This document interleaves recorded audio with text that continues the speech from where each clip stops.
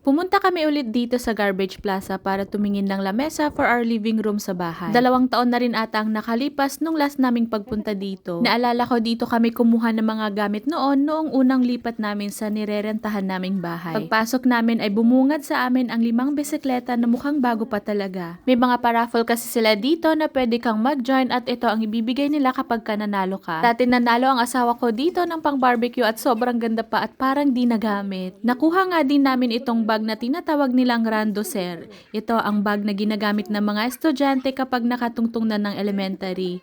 Nung chinek ng daddy ang price ay nasa 50,000 yen ang halaga. Grabe, kaya kinuha na namin tapos blue pa talaga ang color kaya para sa amin talaga to.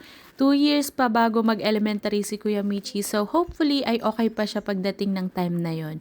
Pero sobrang ganda at walang damage talaga. Kakabilib lang din talaga kung gaano ang mga Hapon mag-alaga sa kanilang mga gamit. Lahat ng nandito ay libre lang pero may limit na isang item lang ang pwedeng kunin ng isang tao.